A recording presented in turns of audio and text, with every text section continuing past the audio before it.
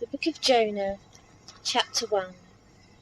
The word of the Lord came to Jonah, son of Amittai.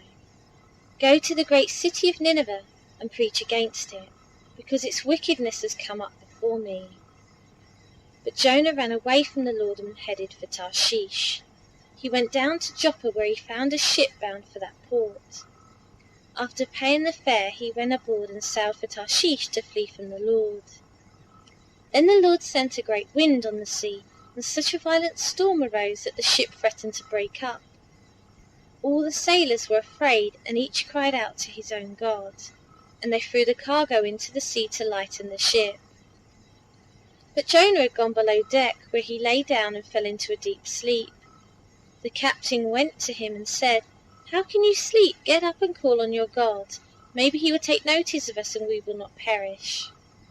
Then the sailors said to each other, "Come, let us cast lots to find out who is responsible for this calamity." They cast lots, and the lot fell on Jonah. So they asked him, "Tell us, who is responsible for making all this trouble for us? What do you do? Where do you come from? What is your country? From what people are you?" He answered, "I am a Hebrew, and I worship the Lord, the God of heaven, who made the sea and the land." This terrified them, and they asked, "What have you done?" They knew he was running away from the Lord, because he had already told them so. The sea was getting rougher and rougher, so they asked him, "What should we do to you to make the sea calm down for us?" "Pick me up and throw me into the sea," he replied, "and it will become calm. I know that it is my fault that this great storm has come upon you." Instead, the men did their best to row back to land, but they could not, for the sea grew even wilder than before. Then they cried to the Lord, "O Lord, please do not let us die for taking this man's life.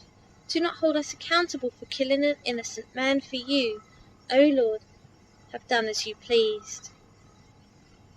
Then they took Jonah and threw him overboard, and the raging sea grew calm.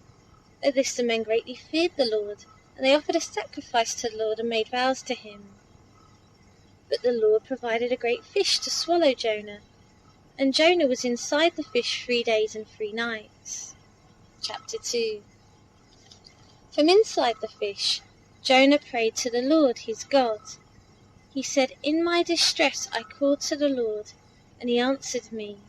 From the depths of the grave I called for help, and you listened to my cry. You hurled me into the deep, into the very heart of the seas, and the currents swirled about me. All your waves and breakers swept over me. I said, I have been banished from your sight, yet I will look again towards your holy temple. The engulfing waters threatened me. The deep surrounded me. Seaweed was wrapped around my head. To the roots of the mountains I sank down. The earth beneath barred me in forever. But you brought my life up from the pit, O Lord my God. When my life was ebbing away, I remembered you, Lord, and my prayer rose to you, to your holy temple.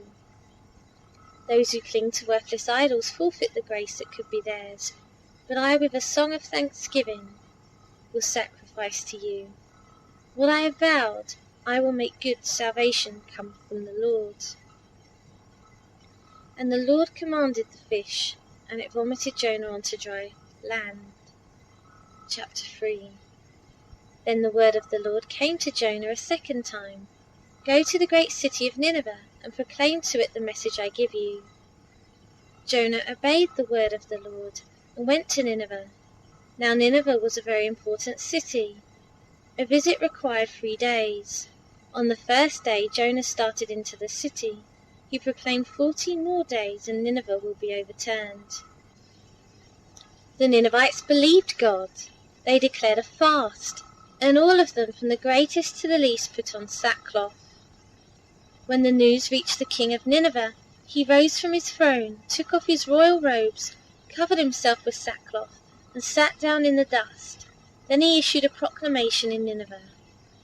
By the decree of the king and his nobles, do not let any man or beast, herd or flock taste anything. Do not let them eat or drink, but let man and beast be covered with sackcloth.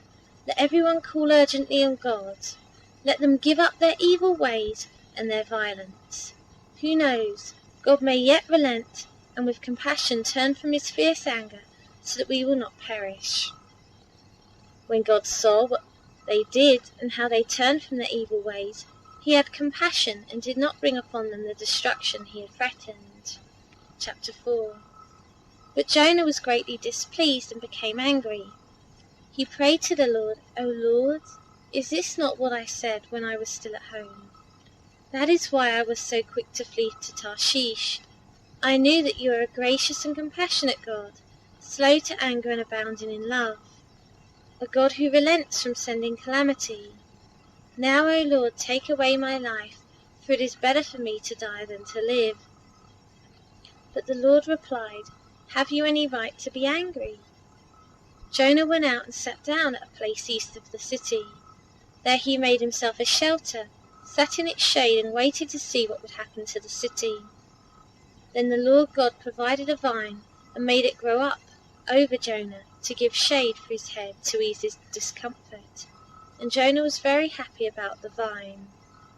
But at dawn the next day, God provided a worm, which chewed the vine so that it withered.